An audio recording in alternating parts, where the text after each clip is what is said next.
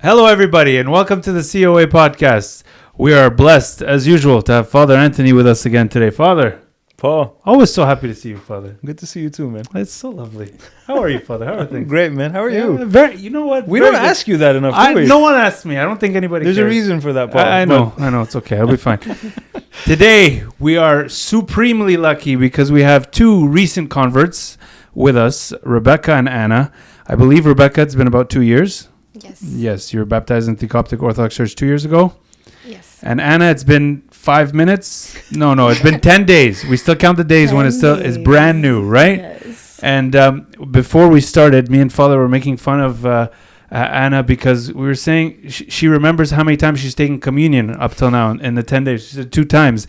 And we're both making fun but admiring because it's such a beautiful thing when you see recent converts and they like instantly become better Christians than, me who's been a Coptic Orthodox my whole life. Okay, so we're gonna already sabotage this podcast because I need to make something. Everyone's a perfectly better Christian than I. Cradle Christians who are born into the church are never, for whatever reason, as fervent or as on fire for Christ as much as a person who actually had to sacrifice something to choose the faith. I'm jealous, girls.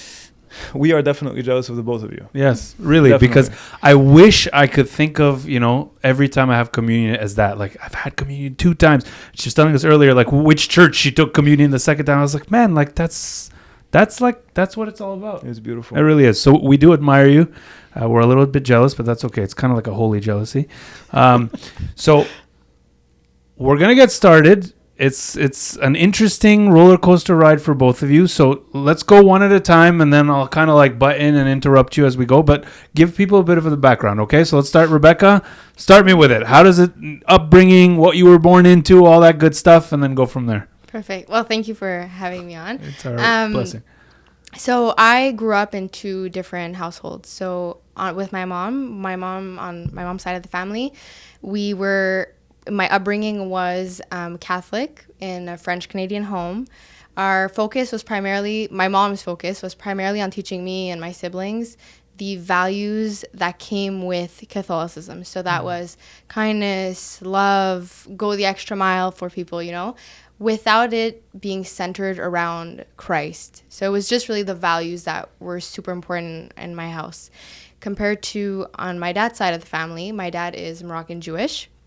So I grew up with my dad doing Shabbat dinner once a week on Fridays and doing the traditions. And it was a very interesting upbringing because I was being taught 2 different faiths. And it was beautiful because I got to see the zeal that they had, each one for their faith. So it was very interesting, growing up, getting to learn about both religions. But I think early on in elementary, I started to ask myself a lot of questions, as you're kind of discovering who you're going to become as an adult and as a person. Your belief system is something that's so important, right? It's just like, it's a base of who you are. Like, what is your purpose, right? It's like the ultimate question. So in elementary, when I was learning about different religions and, I was having trouble because I didn't identify to one, right? I was like being taught 2 separate religions. And I think that's when I started to have more and more questions. And I was like, maybe later on in life, it's going to make more sense. So as time went on in high school, those questions became bigger and bigger in my mind. And I was like, okay. So at the time growing up, it was a very big thing. Like, your identity was like what was in your online bio, right? So people would put like their flag to identify like where they were from, or, like these were important things to like know where you belonged. So I remember at some point I had put a cross in my bio next to my name because I was like, you know what, now I identify as Catholic. And then it wasn't very like long lasting. It was very temporary because I didn't necessarily like feel like that was my calling, that I hadn't tasted Christ yet. And then later on I was like, okay, I can't remember if it was like a menorah or a David Star, but I put that next to my name. And I was stark contrast. Okay, good. So yes, I jumped from one to the other. And I was like, okay, well, maybe this is going to click for me. And then after that, as time went on, I was like, okay, well, this is not who I am again. Like, it's something isn't sticking. So that was for a big part of high school. It was a lot of questions that I was asking myself. And nothing, I felt like I never found the answer. So I was like, you know what? I believe in nothing.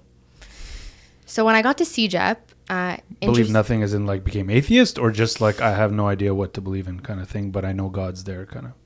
I think I was atheist because at that point I was like, I think God would have made it clear. Like it would have been obvious. Like one of them would have just clicked. And which is interesting because going into CEGEP, I made entirely new friends, and they were all from different churches, all different ages, and they were all Coptic Orthodox. We represent really well in Sage, I forgot to I'm say. telling you. Yeah, it's amazing because like I would just come into a class, I would like be paired up in like a team project, and then they're like, oh, like, and I end up finding out later on that they go to St. Peter, St. Paul, and then another friend group in a different class, like a gym class, and then they'll be like, oh, I go to St. George, you know, so Proud of our youth. I'm proud. Yeah. I'm proud. Thank God. And it's beautiful to see. And looking back now, I'm like, wow, like these are crucial years for people when they're trying to discover themselves that, you know, and we see it in the youth already. Like they're so like zealous for like the faith, and like they'll talk about it so openly. But in my case, it wasn't necessarily the case. It just, what was beautiful was that in these friendships that I was making, they just loved me for like who I was. Like there was no ulterior motive. There wasn't a motive of like I want to convert you. I want to bring you to my church. It was never like that. It was just I love you for who you are. We've grown into having a friendship, and it's just flourished since then. So that seeking that I was looking for growing up kind of faded away. And then going into the university, it kind of came back. Like I was hungry for it again. And I started joining different groups. I was like, you know what? If I'm not going to identify into a faith, I'm going to find it in associations. So associations related to my career. And then I was like, okay, that's not enough. So then I joined a sorority, and I was like, I'll find it in a sisterhood. So then all of this faded very quickly. And I started asking myself questions little by little. COVID came, played an impact because I was a little bit like in solitude. And I think that's when, even now, like knowing it's when we're alone with Christ and when we're in the quiet, and that's when we really can hear his voice. So I asked myself a few questions. And then again, I was like, okay, maybe I'm not atheist. Maybe I'm just, I called it spiritual. So I believed in something. I just didn't know what, because nothing had clicked at that point. And then all of a sudden, there was a few times that I had tried to, you know, go to a Bible study, go to a book club. I felt like it didn't really pan out. And I was like, okay, well, this isn't for me. I guess not. And my friends had, you know, started growing in their faith that I had known from college. And part of me was so intrigued. I just couldn't understand. It's like the love that they had for me had just flourished.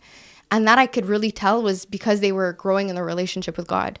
So instead of going to brunch on Sunday, they'd be like, no, like we're going to church. And I'd be like, oh, okay. Or if I wanted to go out on a Friday night or on a Saturday night, they'd be like, oh, no, we have like Vespers and Tesbeha, or we have like priest servants or discipleship. And then I'd be like, oh, okay, no problem. And like our friendship wasn't affected by that. It's just I was so intrigued. Like there was such a light that started shining in their faces, truly. And so they would invite me here and then. They'd be like, oh, like we go to homeless service, come with us. And I was like, I feel like it's just evangelism and they're just going to go preach. And I feel like I won't fit in. And at one point, it's just I felt like it was God's perfect timing. Like God called me to go. I went, and it was funny enough. It was on Christmas Eve on the 24th. My family was over. Like we were all like fancy, ready to have dinner. And I'm like, you know what? I just need to leave and I need to go serve the homeless. I don't know what came about, but it was truly That's like, crazy. Yeah. How did your family take that? Honestly, my family was super supportive. They were like, okay, well, you know what? Here are a few blankets that we wanted to give away. That's amazing. Yeah. Thank God for that. And I called, and it wasn't Monday even. And I don't know what I was expecting, but I called a friend of mine and I'm like, is there a group going? And they're like, actually, yeah, there's a group going because there was a really bad storm. And I remember it was 2022. And we went out. We were serving the homeless. It was freezing, I remember. And I found, like, we started speaking to this homeless who was praising God. Like, he was praising God and he was so full of light. And I remember, I don't know where this boldness came, but I asked him, I said, how can you have faith in God being in the state in which you're in? Like, I just can't understand. And he had told me, he was like, he had been walking for days to go to the Oratoire Saint-Joseph, and he had stopped because he was so hungry. And at some point he stopped and he was like, God's gonna find a way to get me there. And then we gave him food, and then he continued on his journey, and he was like just praising God. So I remember coming home and I was like, I'm in the heat of my house and I'm warm, I have food, I have everything that I need, and I just don't understand. It's not clicking. So I remember it's the first time I like was very raw with the way I spoke to God, but I was like, listen, I was like, I just need you to make it so clear to me that it's you. There's nothing else. And after that, it just like God started working and like speaking to me in ways that I needed to hear it. And he knew, right? Like he creates us. He knows the way that like we're going to respond or listen to him. So a few weeks after, I met with Father Peter at St. Peter, St. Paul. And I remember just pouring out like my life like to him. Like I was telling him everything, my worries, crosses I had to carry, difficult moments.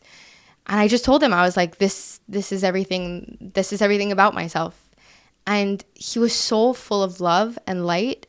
And part of me had already been looking previously. I was like, okay, well, let me look at the history of Christianity. And I knew that Orthodoxy was like the basis of like Christianity at its core. So I was like, well, if I'm going to do anything, I like to do it like I want to give my 100%, and I want to do it like at its core. So I said, okay, you know what? Like Orthodoxy it is. And at this point, after meeting like Father Peter, I was so mesmerized and like so intrigued by the love that was shining through him. And now like, you know, getting to know him more and more, I see that that's Christ working in him. Thank God. And so I was so intrigued. So I was like, okay, you know what? I want to start coming, but I don't know where to start. So he started giving me a few books to read in the Bible. And then after that, I started serving little by little. But I think part of me always associated like tradition or community to what religion was, right? It wasn't about God because I had never encountered him. So I remember it was an adjustment initially for my family because I was going to Monday homeless, to youth meetings on Tuesdays, to Bible studies at Tissoni's on full-time Christian Orthodox. Yeah. Like it was like day and night. So of course it was an adjustment, and you know, I was the only one in my family to do so. So it was like an overnight switch, and it was even draining on like for myself. Like I was having a hard time. And I think that's when God really made it clear to me that I needed to have alone time with him. And that he did by really making me feel like although I was surrounded by people, I still felt alone because I hadn't encountered him yet. Although he was speaking to me like in Bible references, when I was reading the Bible and I'd think something in service, I'd open my Bible in the gospel and then I would find the verse like right in front of my face, and I'd be like, oh my God, like this is, you know, like the answer was there. I knew he was listening to me. So I remember like feeling, there's a moment I felt extremely like alone in my thoughts, and I was just like, this can't be it. Like this, I can't keep feeling like this. And I finally like found a community that's willing to accept me, that's willing to love me. And I'm like, I don't understand. So I remember that's the first time actually that I just poured my heart to him. I remember like crying and, you know, crying to him, like being at his feet and being like, I need you to just, like, I need to just be with you and I need to experience your grace.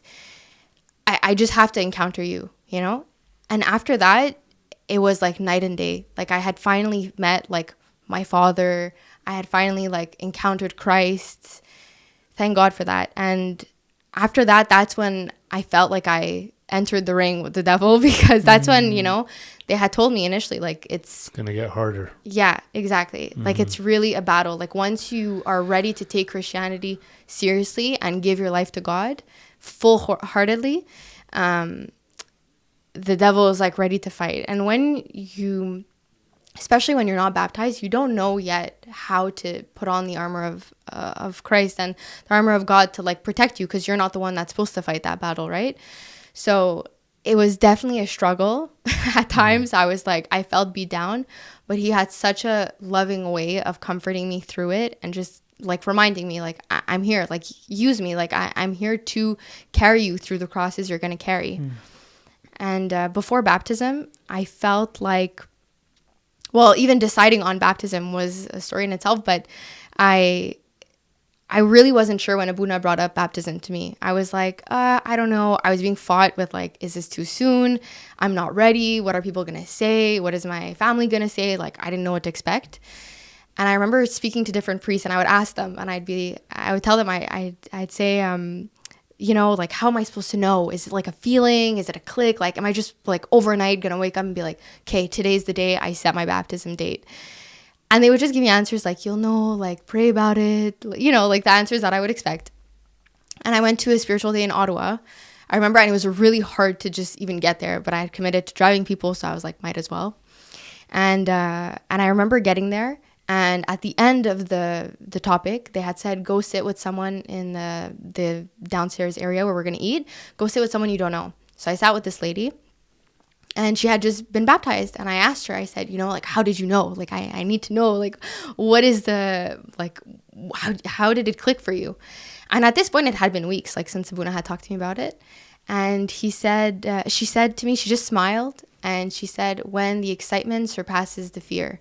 And at that point, all these weeks of, like, thinking about it and, you know, looking forward to it, but being fearful, I felt so excited to finally take communion that I was just like, that's it. Like, that's how I knew. And I remember that was a Saturday. The Sunday, I set my baptism date. And the journey to getting baptized is kind of like, you see the finish line as baptism. Like, you just have to get through the ring until you get to baptism, and then you're going to be filled with the Holy Spirit, take communion. Like, so it was a struggle during a certain amount of time. But the more and more, like, God was teaching me, like, how to grow in my relationship with him. And thank God, on May 28th of 2023, I got baptized, and yeah, it's been a blessing since. So Beautiful. That's beautiful. So I'm going to pause you at baptism now. Anna, take us through the journey.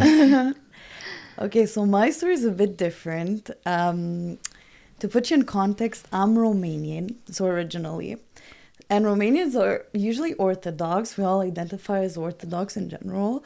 And but me personally, with my family, like a big portion of my extended family is Orthodox, but my direct family isn't. We grew up Protestant, so I was always raised in faith, going to church every Sunday, all together, service with the kids and everything. We'd go to conventions, all of that. So we were very much rooted in faith, and I grew up loving God, praying, reading my Bible. That was like very much part of Was my it like a upbringing. Romanian Protestant church? No, it was a Canadian Protestant. Okay. Yeah. Okay. So my mom in Romania was Protestant. My dad converted from Orthodoxy to the Protestant faith. When we came here, we were in the Protestant church, and we were raised in the Protestant church. Yeah. So I was very much rooted in my church. And growing up, I thought Orthodoxy and even Catholicism, like more apostolic churches, was more like by name. And maybe it was my experience with it. A lot of people around me, it was more by name, tradition. That's how I viewed it. It wasn't as we thought, okay, we understand faith and we live our faith. These other things are just rituals. That's the way I viewed it growing up. Okay. Yeah. And we still went, growing up, we went to Easter, we went to baptisms, my little cousin got baptized. It was all good, but for us, it was very much ritual, very much cultural. It wasn't our faith. My faith was in the Protestant faith. The rest is just, it looks good. Then I keep going on my faith. Late teenage years, I started being a bit lukewarm. I'm one step in the world, one foot in the world, one foot in church. God takes me away from my surroundings. I'm still very much aware of God, just less walking with him. He takes me away. He throws me in college, 2 hours away from here. I go to college. I'm very much in solitude in my own thing, and that he made space to be in my life. So that's where I realized my need for God, and that's where I got more serious about God. That's like very much the beginning of my actual walk with him. It took a lot of time because college years, I wasn't that serious either. And then when I came back, there was a turning point where I was just like, okay, you know what? I'm ready to let this all like go. Whatever's holding me back from God, be it relationships, be it career, be it whatever else I'm chasing, I'm done. Now I'm serious about finding God. So I start looking for like pretty much anything that can enrich my faith. So I start going to church twice a week. I joined this girl's Bible study. No, I started praying for godly friends, because my friends who surrounded me, they're not necessarily bad people, but they're not godly friends. They're not encouraging me in faith. So I start praying for godly friends. This random girl messages me on Instagram and says, "Hey, I'm starting a Bible study. Do you want to be part of it?" Sure, a girls' Bible study, Montreal. Sure, of course. So we start meeting, and that's where I meet all different girls from all different branches of Christianity. So it's Protestants, Catholics, Orthodox. You see all of them. And that's where I met people, girls who actually knew what they're talking about and very much grounded in faith in the Catholic Church or in the Orthodox Church. And I was like, wait a minute, they kind of know what they're talking about, these people. They're not just for show or just for the rituals. They're actually very good. So they're not psycho. Yeah, that's good. Exactly. So, and that kind of opened my eyes, just showed me a different perspective. I was like, okay, like piqued my curiosity, let's say. But I was very much still, look, guys, you don't really get it, but it's okay. You're all welcome to come. And then I meet a friend. We start, his father's priest, a Coptic priest. We start arguing about our faiths, and it was like very fun because we're always debating. And I was like, wait, like at that point I was already like looking into Orthodoxy, but I was still very, very like sure of my faith. And we started debating back and forth, and a lot of times they ended up being right. And I was like, wait a minute. And I started questioning a lot of things. In parallel, my brother has the same experiences with all different people, has this curiosity. And we end up like having a conversation one time, and we're like, wait a minute. We as like brother and sister, living in the same house, going to the same church, we don't agree on everything we believe in, so we don't have the same theology or whatever. And then this person knows what they're talking about. The Orthodox seem like they know what they're talking about. Like they're bringing us some very interesting arguments. So that just stays as it is. And then one time I just decided to do Lent, to observe Lent, because the girls from my Bible study were starting Lent. And I said, okay, well, let me just start it. It can't do anything bad. I was very much a believer in like prayer and fasting. We always, even in the Protestant church, they always preach about the power of prayer and fasting. So I was like, well, it's only going to get me closer to God. It can't be wrong. So I asked my Orthodox aunt, how to properly do it, because she had done it in the Orthodox church for a long time. So I observed at that time, and then God has just revealed himself to me in a complete different way when that happened. And that's when I started, like really wanting to research. And that's when I started researching church history, having questions. And that's when the journey really began towards Orthodoxy, I would say. Wow. You were saying, I think you're telling us before, that you and your brother were going through the same thing at the same time, and you just found out on a car ride together somewhere? Like, yeah. You were in a car and then you just found out your brother was looking at Orthodox? So my friend that I was always debating with had texted me that day about some other, about works and faith, salvation. And I tell my brother, look at this guy. And then it started a conversation between us. And I'm like, okay, text him this, text him that. And we're like together putting up arguments to debunk his belief or his arguments. So we start doing, we have a 5-hour car ride to go to New York. We have all the time in the world. I'm driving. There's really nothing else I can do but debate and argue. So it was like we're having a lot of fun with it. And then he had looked up a bunch of verses and everything, but we were both together against him, and he completely destroyed us in that argument. And so we're like, and even us together, we're like, wait a minute, you believe that? Because I didn't believe that. And then we start just realizing we don't believe the same things. And we're like, wait a minute, I think we need to just verify what we actually believe in. We both believed in objective truth. So we said, look, there can't be like many truths, all interpretations are right. There can be variations, but it's like there is one objective truth. If not, everybody's right, okay? And that's something we both agreed on. And so we kind of went on that journey of just, okay, let's find it then. Wherever it is, let's start researching. So we did start researching a lot. You were both saying something. I think, Rebecca, you'd mentioned like COVID gave you time alone with God. And Anna, you were just saying like Lent, that's when you got to know God, better.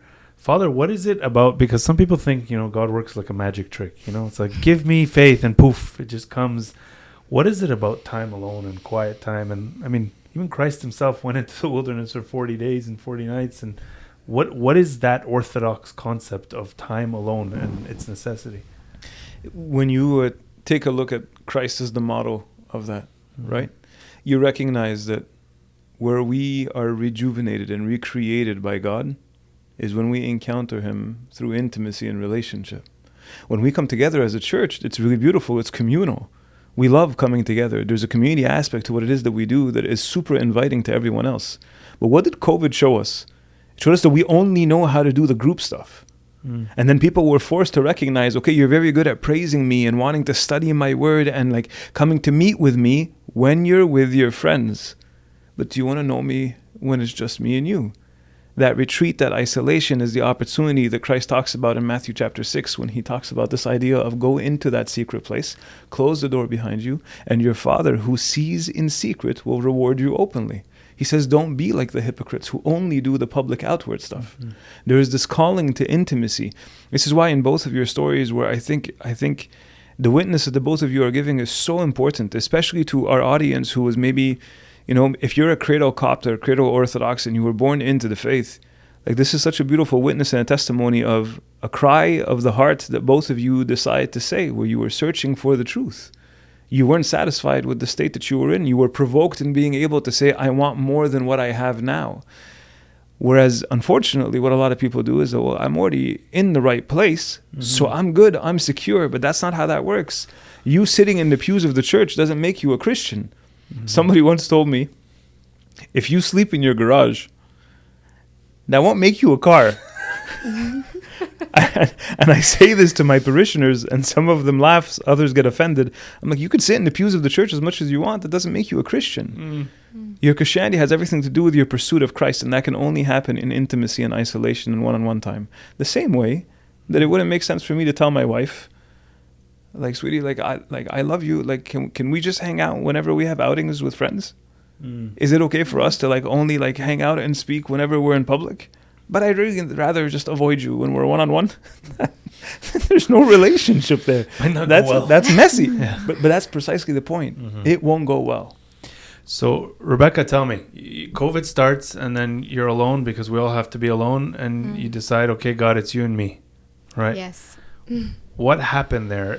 Tell people, because I find these podcasts of new converts are essential for people that, one, are exactly where you were at that point in time, that are like, oh my God, that's what I need to do now. But two, for people who want to know, okay, how? So take them there. What do? You just bend with your hands like this in front of your bed and God speak? What did you do to finally hear God's voice? Thank God for having friends that tried to guide me in the right direction, and now I see how it all makes sense now and how I would encourage others to do the same. I really didn't have the guidance necessary, and I think that's one thing to emphasize is that looking back, what I would encourage others to do is go find a priest, go get that guidance, because doing it upon yourself alone makes it extremely difficult. So initially what I tried to do is I told myself, okay, well, God, if you're in the Bible, I'm going to read the whole Bible. And from start to finish, we're in COVID, there's nothing else to do. I gave up very quickly. So that was, that didn't last, because I started the Old Testament and I was like, okay, well. Can I guess where you got stuck? I don't even remember. I didn't get very far. Yeah, it was honestly challenging. And I was like, okay, well, this doesn't seem right. So a friend of mine gave me this book, and I can't remember what it's called, but it was like a few chapters, and every chapter was a reason why God is real. Like there's no explanation, like in the universe it makes sense, God must be real. So I started it and I was like, makes sense, but I was like, okay. Anyways, that was interesting. It was like a book club and it didn't continue on. So I was like, okay, that was interesting. So friends of mine encouraged me, come to a Bible study online on Zoom. So I joined, and it was a huge blessing, like to witness the way that people spoke about Christ and talked about the relationship with God, but I wasn't there yet. And it was kind of like, it's as if you're going to this book club and everyone's talking about a book that they've read. They know the main character, they know the plot, they have such a deep understanding and relate to the main character. And then you get there and you have no idea who they're talking about, right? So having that guidance from a priest now, like thinking back, that would have helped me a lot, would have helped me like so much.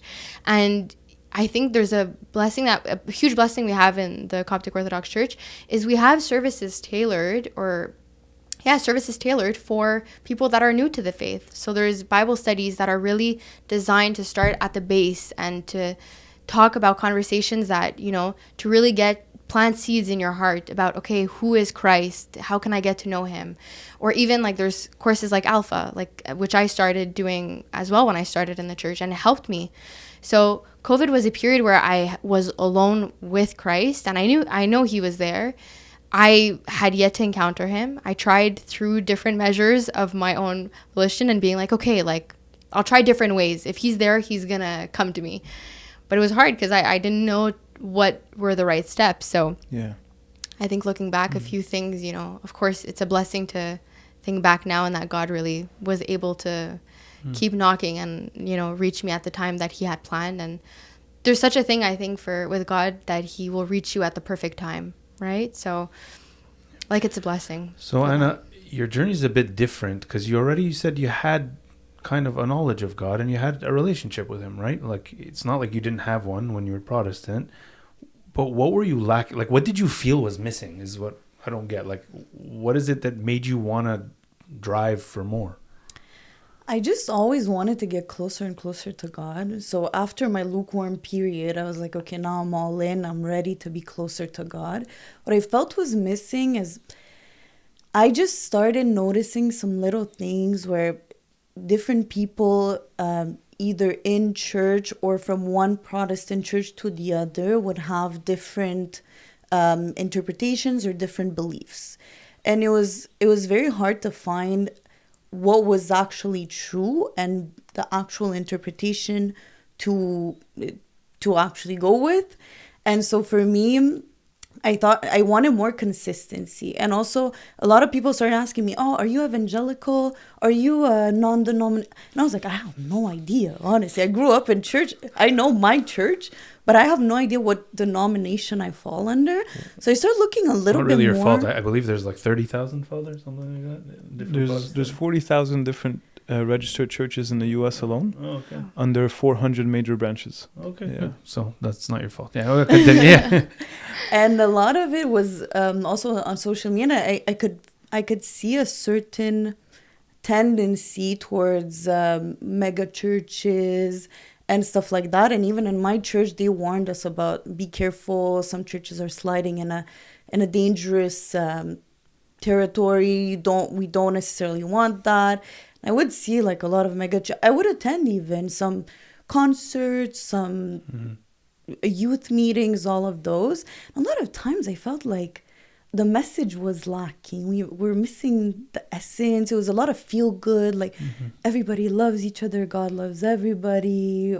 It was, which is very true, but we're missing God loves everybody. Anna's not Yes. trying to tell you. No, just kidding. I'm joking. Okay. Which is very true. It was a good message. It was very feel good, but I just deep. needed more. I needed meat. And so looking into Orthodoxy and just having these things being revealed to me, like sacraments, Eucharist. I grew up, I had no idea what the Eucharist was. So tell me about that though, because I'm sure you saw people around you, like First Communion, stuff like that. Yeah. Yeah, like to you, because there are some Protestants who are like, no, this is sacrilegious, it's heretic, it's, you know, God can't be bottled into a church, you can't have a priest, why a priest, it's me and God. Is that how you were brought up, or you just didn't have any of it, you didn't think of it, it just wasn't there? A lot of we really thought there's a lot of idolatry and venerating icons was the biggest thing. It's always about the icons. It's always about the icons. It's the hardest We have a thing. podcast about iconography, right? Iconography? Iconography, Father. Father makes fun of me the way I say it all the time. Iconography, right, Father? Yes. Yeah, stay tuned. All right, sorry, I had to shameless plug. Continue, yes. So yeah, that one was harder. That was one thing that I grew up hearing backlash about.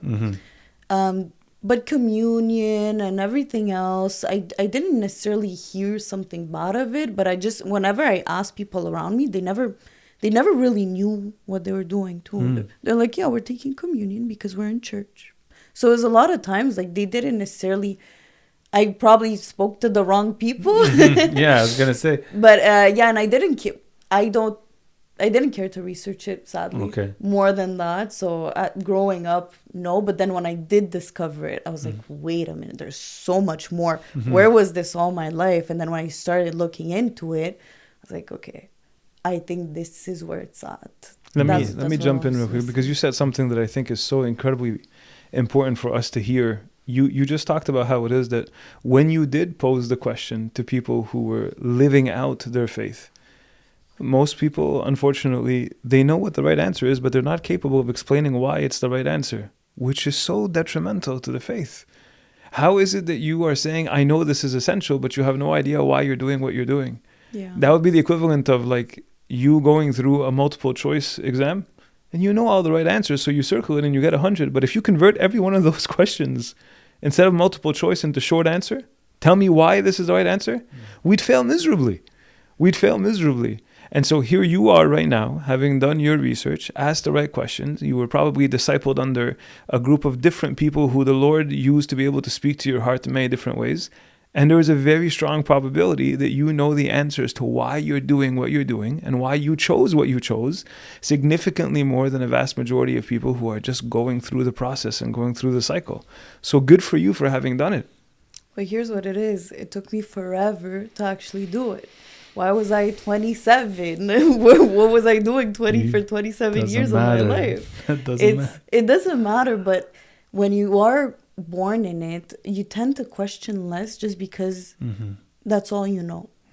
And then when you start realizing other things, that's when you start researching. It's always very good if you have that natural tendency to research everything and to question things. It's very good. I wasn't the curious type like that. So it took God really reaching out when I was ready to receive him. Well, not when I was ready to live my faith. But yeah, I don't think everybody necessarily has that tendency to research things, but we should. But I want to say something to your point that you made. When you take a look at the life of Christ, one of the most powerful examples of evangelism and witnessing to Christ did not come from the disciples before his crucifixion. One of the most powerful examples of true evangelism and mission and actual testifying to the truth of Christ came through a woman who met him at a well. When Saint Fotini heard what he had to say, she ran back to Samaria and said, "Come and meet a man who has told me everything I have ever done." Her testimony, regardless of how late in life, regardless of the circumstances of what she's been through, her testimony and the excitement, who was it that was talking about excitement? It was you, right? Yes. The woman at the church who told you when the excitement supersedes the fear, right? Exactly. It was that excitement that made her into that evangelist even before the resurrection, right? It has nothing to do with circumstance and age. The fact that you've arrived and you're running towards the race is in and of itself something that is worthy of being celebrated. I want to go back to something that you both have in common. You both said friends at one point.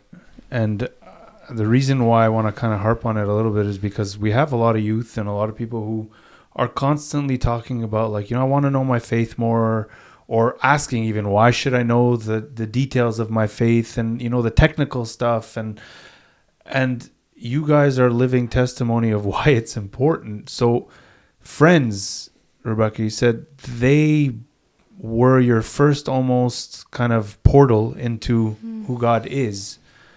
what was it about them? Was it even knowledge? Was it just the way they lived their faith? What is it?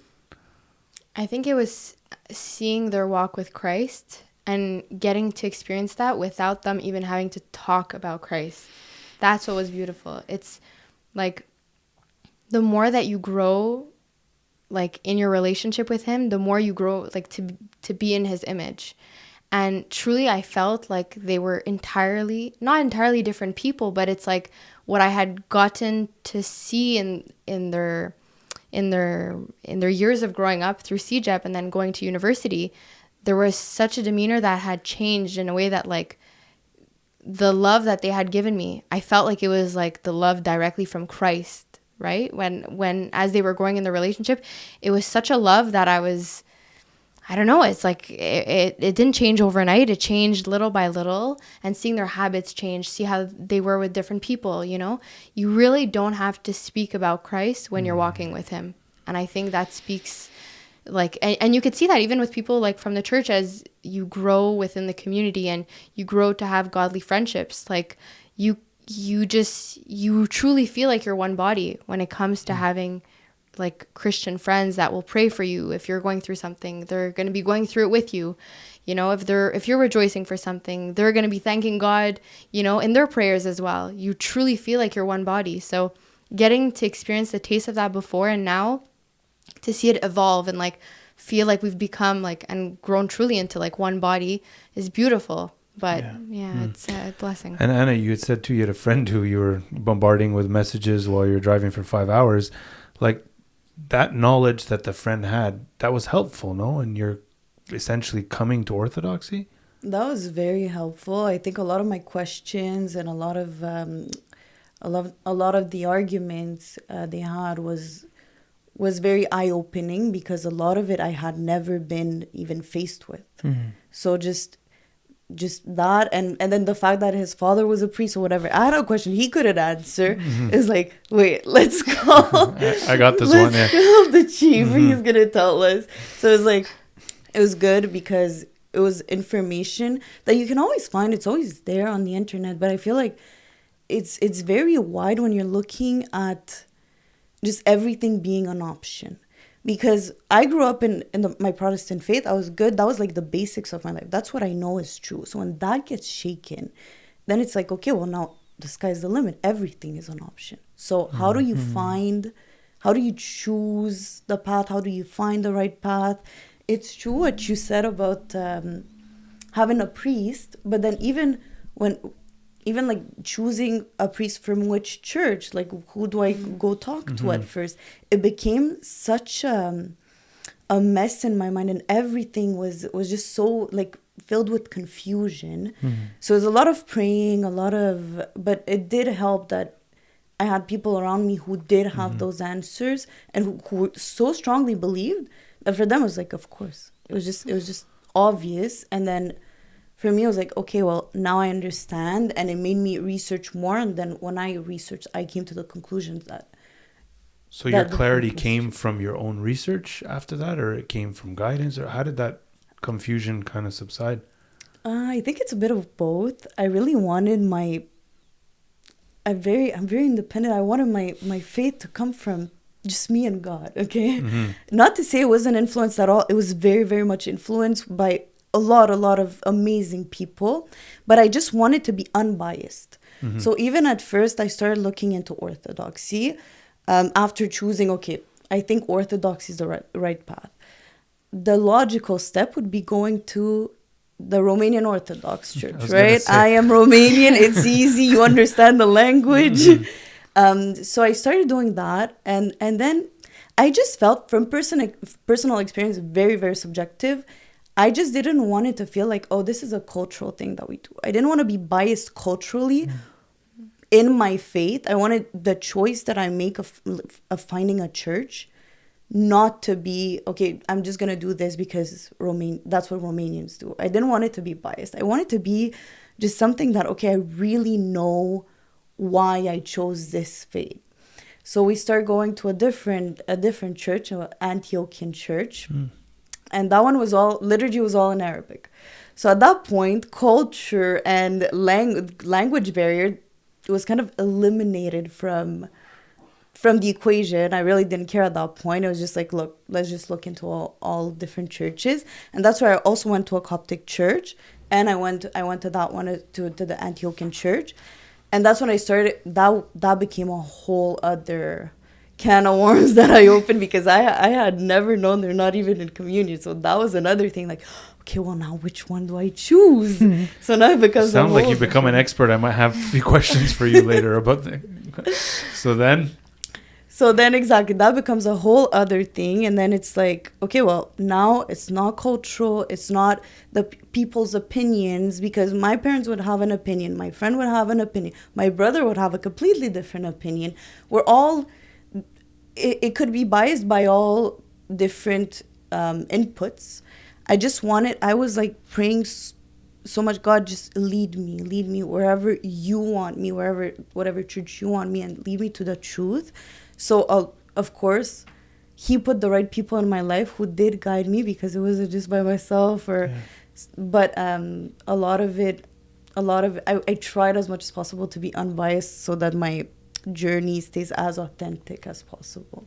I think there is something so beautiful in what both of you are saying, about how it is that one of the ways that God is going to answer your prayer and let you know that you have been seen and heard is truly by surrounding you by people that he wants to communicate through. There's so many people who keep asking the question, why can't I just go straight to God? Well, that's not always the way that God desires to communicate. When you take a look at the book of Acts, there's this really beautiful passage about how it is that Philip the deacon is taken up in the Spirit. The Lord has him transcend time and space, and he brings him to where there is an Ethiopian eunuch who's stuck on the road, and he's reading the scrolls of Isaiah. And as he's reading them, Philip asks him and tells him, do you know what you're reading? And his response is, how am I to understand unless anyone explains it to me? When he says that, there is this revelation that is supposed to be the cry of the heart of every human being. Anybody can read this. But how are we supposed to unlock the mysteries of the kingdom simply by reading it? The same Lord decides that he's going to use Philip for the Ethiopian eunuch, but he's going to appear on the road on Damascus to Saul. But even then, he doesn't heal Saul on the spot. He tells him, I'm going to send you to the people that I trust. The Lord is more than willing and constantly capable of using his church in his own way. So it's beautiful to see that you have this deep desire of, I want to do it with him and me and him alone, independently, with intimacy. And yet he says, wonderful, this is good, but I'm going to still introduce you to some people, right? Exactly. You're introduced to all the people, and then you cry out from the heart and say, I want what they want. And then he meets you where you are. The Lord is always going to use a combination of that to respond to the cries of the heart of his children. That's beautiful. Such a contrast. It's true. So, Rebecca, you said something that reminded me of something a priest had told me once. I think he was a monk, actually. And he was saying, like, once you put on the military uniform, that's when the enemy starts to shoot. And that was your exact experience with spiritual struggles. Take us down that path of spiritual warfare. Now, I think you said a few funny things even happened on the day of your baptism. Am I getting that right? Yes. Okay, so take us through how the devil did not want you to be baptized, and then after that made it difficult. Yeah, it was a difficult experience, because when I committed to like setting the date for my baptism, we were in Lent, and I had started, I wasn't following Lent with certain of the restrictions that we have with food or the fast that we do. But I tried to practice it as much as possible in like general fasts of things that I enjoy day to day. So I felt like I was kind of going overnight, like, okay, starting in Lent, going to the liturgies, even though I can't partake of communion yet, and fasting. And I was really taking my walk with Christ very seriously. So because of that, I felt like the devil was creating situations in my life that generally would just not happen. It was just situations where I was like, okay, and I would talk about it with Father Peter, and I knew from our discussions, I would know it was just the devil really fighting me. So I was like, okay, I was like, just the finish line. I just need to make it there. And I remember the morning of my baptism, I was driving, and my car, all of a sudden, like, something appears on my dash, and it's like, stop the car. There's something happening with the engine. And I was like, you know what? Stop the car. Yeah, I was like, something like that. And I was like, I'm not listening to this. I'm making it there. I don't care if the car stops and I have to walk the rest of the way. I don't care. I live close by to church, at least, thank God. And my family was in a separate car. So I was just like, worst case, I have another option. But I was like, nothing is stopping me for my baptism. And I think that's what's nice is that, you know, once you reach that finish line, you get to realize that once you're baptized, the finish line is just, you know, is till your last breath. So that's a huge mentality shift as well that changes. But once you get baptized and you're filled with the Holy Spirit and you could take communion and you learn how to like use God as like with the armor that he tells us to equip ourselves with, like once that mental shift happens, it gets much not easier on us, but we could just trust him, you know, because before that I felt like I was in the ring and I was like fighting with my two bare hands and I wasn't getting very far. So thank God. Anna, what was the biggest struggle for you? My biggest struggle was leaving my faith and having different influences from everywhere. So my parents remained Protestant, very firm in their faith. My brother was leaning more towards Eastern Orthodoxy. I was here leaning more towards Coptic Orthodoxy, and my biggest struggle was finding where I stand in the midst of all that and where God wanted me, and then from that making a choice and understanding all the differences and just also navigating not being united in faith at home was a struggle.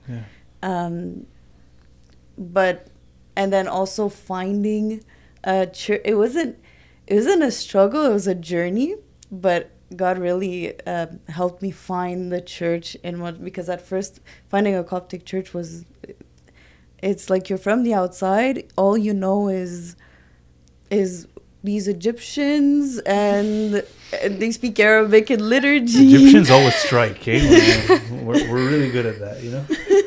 We make it easier sometimes at that. Clearly. And I was like, what am I going to do trying to immerse myself in the Egyptian culture? Like, why? Look, so there's culture and then there's religion. It's very different, but like... But it mixes a little bit. I know, I'm just, helping you get through it. You know, if it's food-oriented, not religion, but we're very strong. Yeah, sorry. Continue. Go ahead, yeah. But God was so gracious in that you could just see his hand throughout the whole journey. As I was struggling, I was like, God, which church? There's so many options, all that. And as I was struggling with it, he would just put the right people in my life. So my friend, that I kept arguing with, his father of confession happened to know somebody in California that was giving an intro to Orthodoxy class. I was like, yeah, of course. Like, this is perfect. I want to know more about Orthodoxy.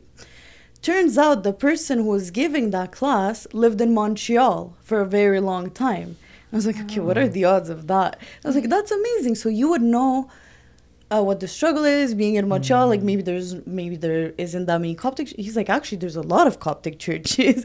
And then we started talking about that. He puts me in contact with a girl who leads a Bible study in college and university. And they meet every week. And then I end up meeting with her, and she's like, yeah, of course, come every week. And she would invite me to all these different events.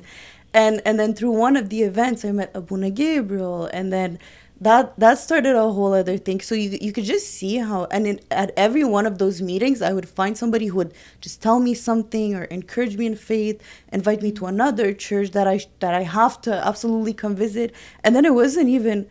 I felt like the culture sucked me in. It wasn't the culture, it was just the people, the community. They just sucked me in as opposed to me trying to immerse myself in it. Cute. So God was amazing in that you could just see his perfect plan. Like, you can't make this up.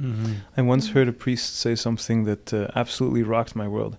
He talked about how we need to stop making church about specific languages and specific cultures. He says if we're truly going to reflect the kingdom of God, our only language has to be love and our only culture has to be kingdom culture. He goes, if we manage to do that, everything else will move past language, past culture, past local, traditions and all of those things. And it will be all focused on Christ in the midst of his people. And I cannot tell you how proud I am of all of these young people that I don't know any of their names, and you don't have to mention them. You shouldn't mention them.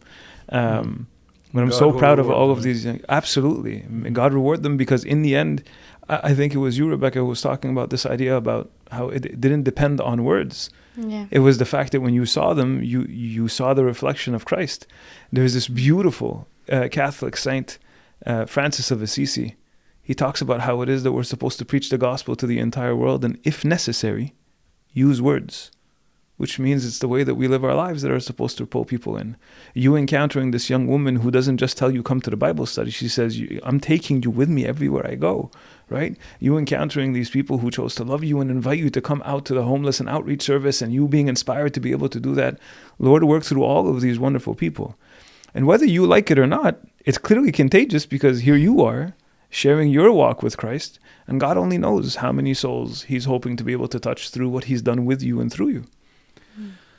So much earlier in the podcast, I paused you at baptism, Rebecca. Baptism day now. What did you experience? Because I mean, I was baptized as something 40 days old or something. So it's very difficult to remember that. But I hear a lot of people, what they go through, especially when they're adults, that it's something else. Like, what was that day like for you? What was the process like? I remember it went by so quickly, but it was like one of those moments where you want to freeze time and just savor like every moment.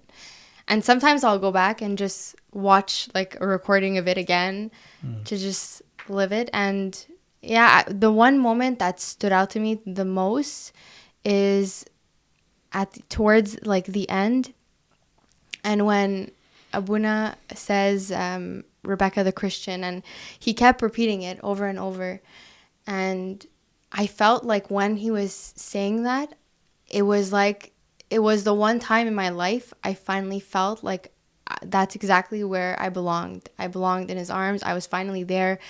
All these years of like looking, trying to figure out, struggling, like it was hard, and finally feeling like I had so much grace. I felt like I was in his arms, and just hearing that over and over again, I still rewatching it, I could see like I had tears in my eyes, and watching it, it still like it brings me to tears, because it's one of those moments where like truly we are like our soul longs to be with him. And I think I just finally had found it in that moment.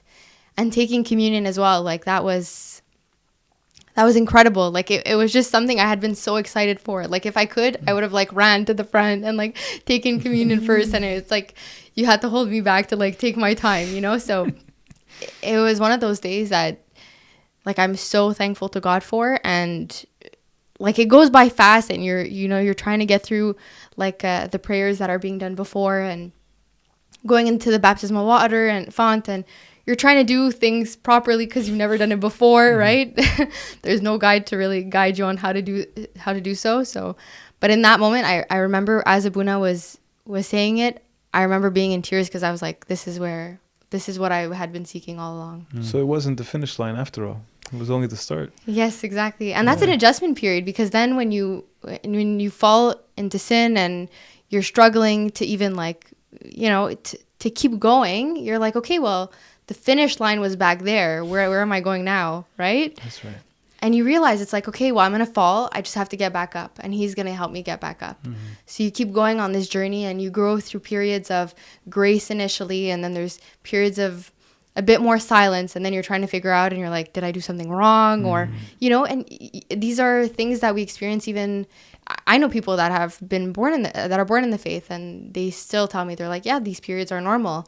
It's just, it teaches us to have patience, to have endurance, to keep praying, to persist in them. And it's very important. So I think these are all periods that you learn after baptism, and you're like, okay, it's an adjustment period, but you get through it. And, God's like holding you by the hand. You just have to keep that in mind, Anna, you were part of the faith already, but then communion was a very new thing for you. You were telling us you had communion twice now. Yes, I had communion twice. What does communion mean to you now? Now that you understand, what does it mean to you? Now communion is such a privilege. I felt after my baptism, and it was my first communion, I felt so unworthy. I felt so like, blessed and just I couldn't believe, because I had been attending liturgy pretty much weekly, and every time I'd have to step aside and watch people take communion. How long did you do that for? A good amount of time. Really? Yeah. and then every time I was like, okay, I'm just missing out every time. And I just felt like I was like a spectator looking from the outside. And then when it was finally my turn, and I was so excited. So now I've taken it twice. I'm very excited. I'm excited to take it again. It just means a lot. It means you partake of the body and blood of Christ. You are part of it. Now, like, you're not looking from the outside and like hoping till one day. Now you're like part of him. Finally You're part of one with him together. And like that was very much my experience also that was what really struck me with communion. And also my experience with baptism was the same thing. It was just seeing everybody who's there for me. And like, I was looking from the baptismal water and looking at everybody in the room who's just, everybody was there. Even people I hadn't even invited. I don't know who invited them. But I was like, I was so taken back by the fact that they were all there. And I could just see remember like a point in time where God used them, and it just took me, but I was like, no way, this is amazing. And then the church, when we did the procession around the church at the end, I think that's when I fumbled into meeting you for the first time, and I didn't know. I was like, are you the Anna that I've been okay, excellent. But just looking at everybody, it was overwhelming. Everybody in the church just welcoming me in. And just so happy, and just the amount of love. They don't know who I am. Why are they so? And when they say if heavens rejoice, you could just feel that here, and just getting a glimpse of that on earth. It's just, you can only imagine. That's how you know the difference between new people to the faith, and they see 1,000 Egyptians in the same room and they're rejoicing all together. We see it and we try to run the other direction. It's very stark. I'm learning a lot today. I realized about you know what's a crazy slap in the face for so many of us is to hear Anna talk about this deep desire to want to commune, to receive the body and blood of Christ. And we're capable of going weeks without it. We're capable of I'll take it when I have time, not recognizing who it is that waits for us to be one with us. You were very clearly properly raised in the catechism classes that you received for you to be able to say, I deeply desire to be one with him. There is nothing more intimate than the Eucharist. There is nothing that clarifies and points to real passion, real love, real union, than for him to be able to say, I will hide myself in a morsel of bread and in a chalice full of wine, just so you can receive me and that I could be one with you. You heard that and you said, I want him. If people could just, even if you were to end the podcast now, let that be the message. You have a God who wants to be so intimately in union with you that he's willing to humble himself and hide himself in a morsel of bread and in a cup of wine so that you can truly receive him as he is. You're counting how many times, which is absolutely beautiful. I pray to God that you never lose that feeling, God willing. But we're not ending the podcast now because that's my job, Father. Yeah, absolutely, no problem. But I'm going to go. So. I actually had a friend of mine, I was talking to him about this podcast, and I won't say any names, and he's very much part of the Bible studies for newcomers to the faith and stuff. And he looked at me and he's like, Paul, you know something? I used to make fun of other faiths, just jokingly, you're Protestants or whatever. He's like, I won't do that anymore. I'm like, oh, why? You learn from them something, or you see more what their point of view. He's like, absolutely not. Actually, he's like, I'm more severe in my orthodoxy now than I ever been. I just realized something, that when they come to orthodoxy, whether it be from Protestantism or atheism or whatever faith, he's like, they show us how rich we really are, and we don't even see it. And he's like, the greatest gift these classes has given me is to see people like yourselves reteach someone like me who's been on this earth for 39 years and taken Christianity for granted for 39 years, to show me how rich I am. Right? And that, may you never lose that, honestly. God bless both of you. But we're not done yet, so I have other questions. Now, orthodoxy. before Anna, the saints and veneration, all that stuff to you was like, whoa, what do the saints mean now to you? That was the hardest part for me. I know, that's why I came straight to you, because a lot of people have issues. Even before getting baptized, when we had finally set a date, it all went by so fast, and I had postponed looking into saints and picking a baptism name after a saint. I had postponed it because that was like the part that I was not really understanding. I would hear more from other people, like stories that other people would have, and I 100% believed it, but I couldn't say that I could live it. Then when I started looking into it, and it's funny, I chose Rebecca. I heard. It's meant to be. and she was very much a symbol of unity in faith in the family, and that was something we struggled with, and so I'm not gonna get emotional. Take your time. And so my friend before baptism, my friend who was very much, she was the one who really like took me to everything, and she's like that person for me. She's like, I prayed for the intercessions of Saint Rebecca for your family to accept this, and at that point we didn't know that my family was coming. I had told my mom, but that week was so busy for me that I hadn't even seen my parents. We live in the same house. I hadn't seen my parents the whole week, so I had told my mom through a phone call. And she didn't really mention wanting to come. In her mind, I think she was coming. I didn't know really, so I just didn't think they would be there because they didn't know that much about the Coptic Church or the Egyptian culture or all of that. So I didn't know that they would be there. But maybe I deep down inside wanted them to be there. And after she said that, my brother calls me and he's like, you know, mom and dad are coming. And I was like, what? He's like, yeah, my mom was asking me if my brother was coming to the baptism. I was like, wait a minute.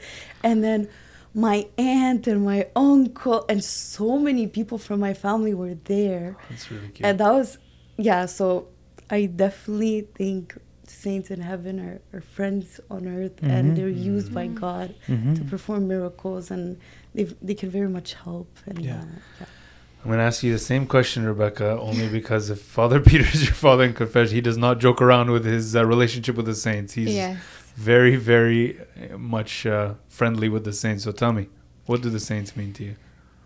Initially, it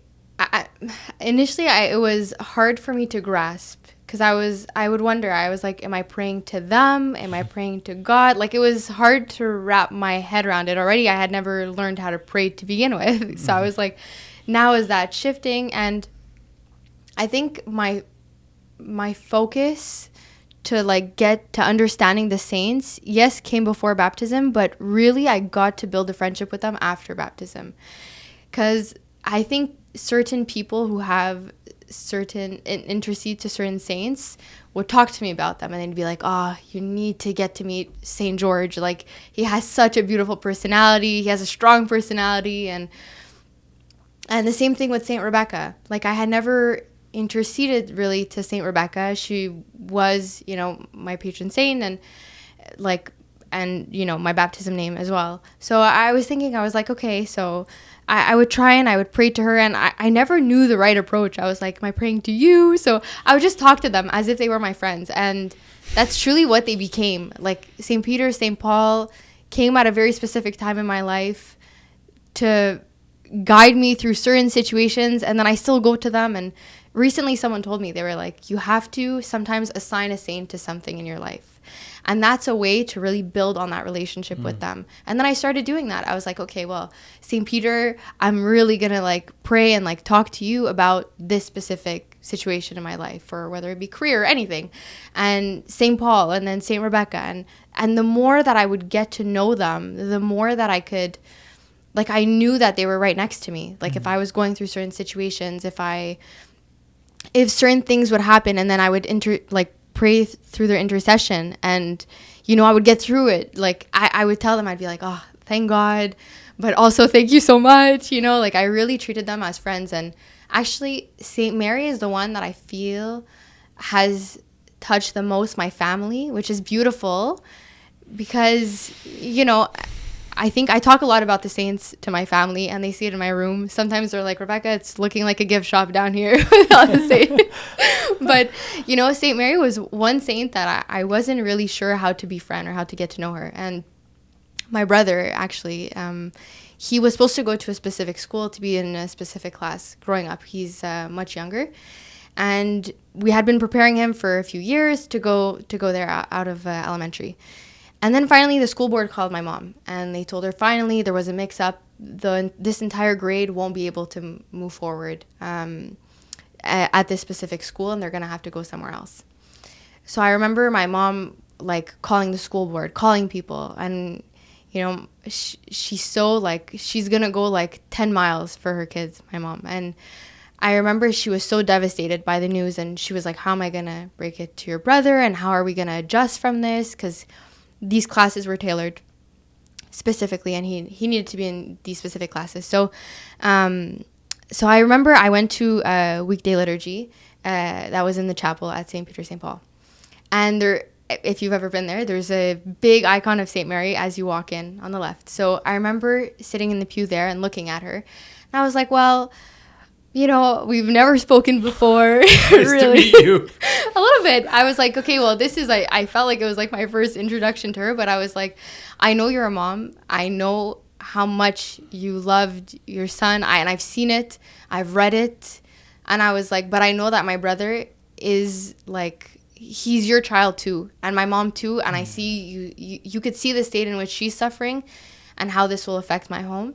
So I was like, if there's anything you could do, like whatever happens, I will be at peace with it, because I know that you will intercede for my family, and you will be like a mother just as much as my mother is. So my phone was off during liturgy. I walked out, I unlocked my phone, and I see a bunch of missed calls. So I call my mom back, and we were actually speaking about this today, and she's like, it's crazy, it still gives me shivers. But she called me, and she's like, the school board called her back.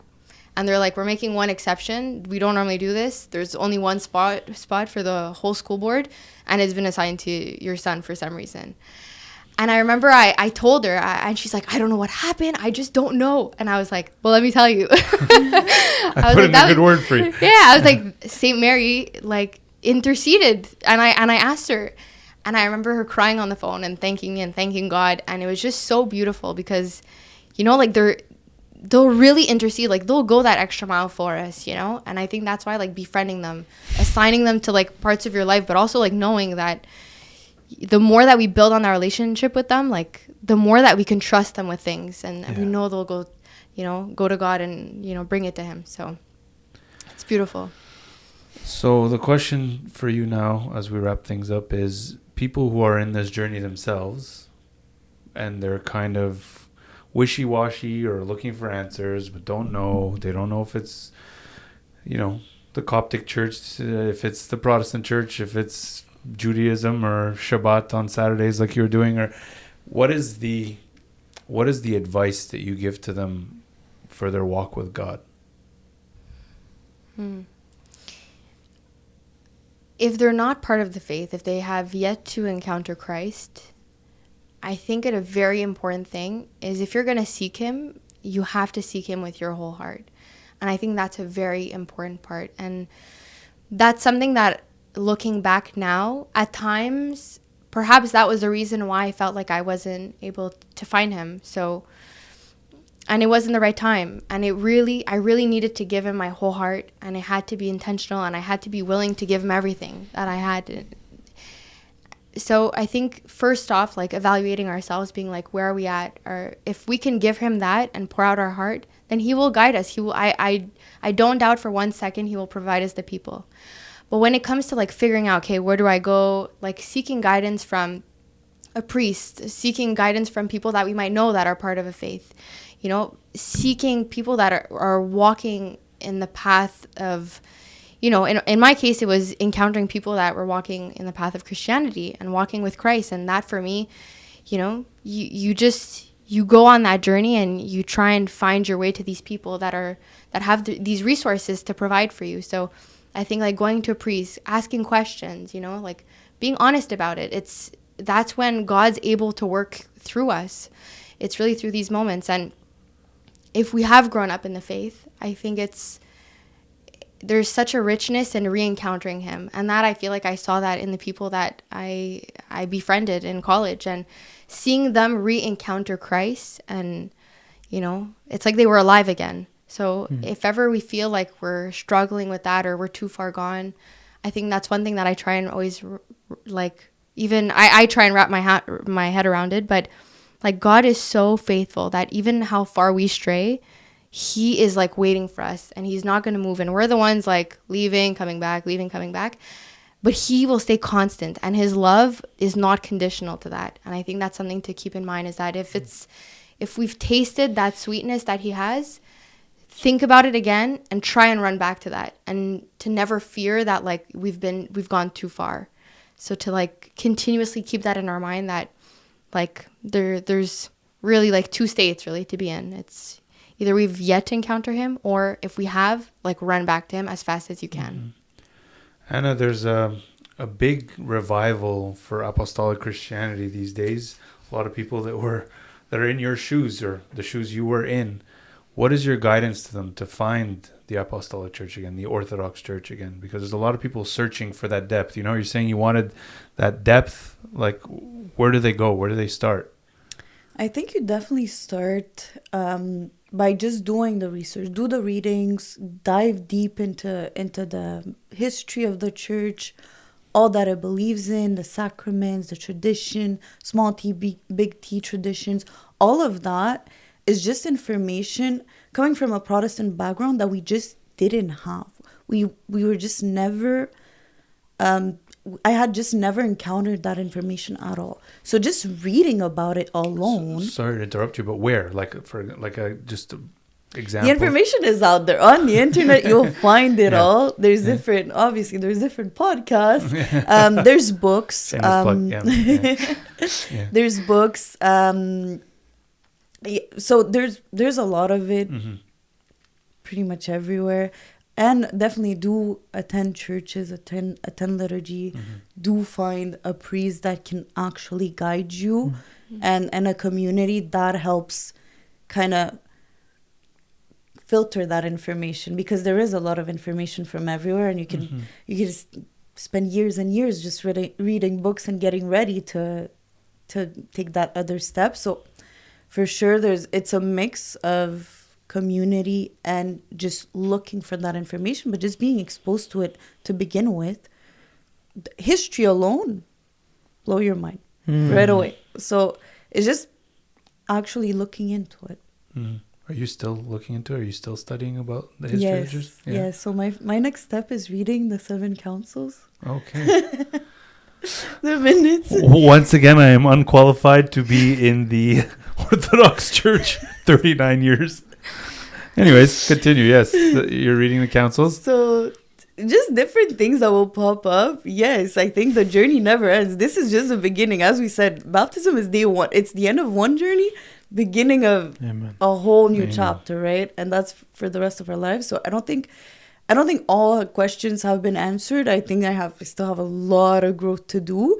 And many questions that will come just from different interactions, be it a debate with somebody, be it just something that I'm not necessarily comfortable with. Maybe I want to research it more. There's always growth. And you just need to ask the questions and be honest in your journey, I guess. What's your journey taking you down now, 2 years into, post-baptism? Well, something I find is beautiful is that initially I was like, okay, I was attending so many different services. Something I've learned to realize is that God gave me certain, in a sense, like God has called me to serve in a very specific way with some of the youth. And for me, it's been a huge blessing, because initially I didn't know that. And that's why God really, as you grow in your relationship with him, he reveals things about you. And I think having a father of confession to be able to guide you in what the service that he has planned for you is beautiful. And I've grown now to serve in Sunday school with some of the youth, and now it's been 2 years now. I've moved up a grade with them, and I'm so blessed, and they teach me so much. Every time I speak to them, they teach me something new. So it's been a huge blessing, and I'm every day is a new day to walk with him and to serve, and I just continuously pray for all those that I know that have yet to taste the sweetness. I pray for them to taste that. Such a beautiful thing, Father. Someone serves Sunday school youth and brings them to Christ. I served Sunday school youth and I almost left the faith. It's really just... You served Sunday school and you believe it? And almost left the faith because I'm just... That sounds like God's providence, man. No, they'll do that too. Don't worry. They're coming for you. I'm telling you. But don't worry. Be strong. You'll make it through. All right, girls. Last question to both of you. Now, as Orthodox, how has your view of the world and people around you changed? Whoever wants to go first. Go ahead. You want me to go? Okay, I think it is just a complete shift in perspective. I think that should have been my view growing up Christian. It's just now, like, you want to become more like him. Jesus is your master. You want to be a disciple of him. You want to become more like him. That becomes the whole goal of this whole journey in life. Whatever I'm doing is now towards that. It's not my career. It's not who I'm dating, my relationship, who I'm going to marry, what type of car I'm going to drive, my house, whatever. All of those just become, it's details. It becomes like it's a complete shift. And even looking at people, you look at them and you're like, I was taught to love them. And it's funny seeing that from a person who grew up Christian. It's not, but it's now more and more, I feel like I get to live it. I get to actually, Orthodoxy teaches a lot of discipline. And I think that's what I was lacking in my faith growing up. And it's taking captive those thoughts, constant prayer. Instead of thinking about this person or about the stresses of life or how busy I am or like how you don't understand and time is money, all of those things. No, constant prayer. Did I read Agbeya today? Did I do my prayers? It's just, and catching those thoughts and keeping them captive. Like, okay, this is not good. This is not, you just remove them. It's like the life of discipline has like changed also like the perspective of like the goal of life, and also like has helped. It becomes easy to be disciplined in faith. Rebecca. I think having now a purpose every single day and like following his commandments, like reading the Bible, diving deep into my canon, like having a purpose to follow what he desires of me in that day. Who is it that he wants me to talk to that day? How, like, he will direct my day. It's up to me to give him the opportunity to do so. And, you know, I think every day is a blessing to praise him. And I think I don't take advantage of that enough. You know, I try and remind myself of that, is that, you know, I can't take a day for granted, because I know what it was like not having him. And now that I do have him, I can't waste a day. So truly, it's a blessing to just walk with him, praise him, try and live a life for him in whatever he has planned for me, and to have faith in that. And I pray for that. I you know, it's a struggle to finally, like, you have reins over your life, and then you're like, okay, well, I let go of that and just, you know, I'm trusting you entirely. So it's still a journey that I'm going through and learning. But I think, like, you know, being like you said, like being one of his disciples and just being like, where do you want me today, Lord? And trying to let him lead and guide me, and even in conversations, like letting him speak when he needs to, and, you know, God willing, at all times. So it's really like a journey that I continuously pray to grow in. Father, any last words for us? In the book of Revelation, it talks about how Christ stands at the door and he knocks. We'd be foolish to think that only applies to those who are already close to him and have to live a life of repentance. I think Christ stands at the door of every heart, and he knocks and he whispers to the people who are behind the door and asks them to open so that he could reveal more and more of himself. There are those who respond, and there are those who sit there and they don't. I'm really inviting everybody, whether you're already a cradle Christian, whether you're Orthodox, Protestant, Catholic, Buddhist, Hindu, atheist, it doesn't matter. The God that created you stands at the door and he knocks and he waits for you to open. If you hear his voice, open the door and see what happens next, because this is absolutely beautiful. Clearly, the Holy Spirit wants to send a message of inspiration to anybody who hears the witness of these two young women. And I think it's really important that we don't let this opportunity pass us by. It doesn't matter what you're going through, what your status, whether you are a priest in the church, a bishop in the church, a patriarch, or the youngest of children. There should be something here that you recognize that Christ is knocking and he wants to tell you something. On that note, you took my job again. Thank you. I do it well, though. You did it very well. All right. Yeah. Thank you all for joining us, ladies. That was enlightening, beyond enlightening. I learned a lot. I'm kind of disappointed and ashamed that I've been Orthodox for this long. Thank you for that. May God grant us all to continue to grow with Christ. Thank you for joining us, and we'll see you again next time.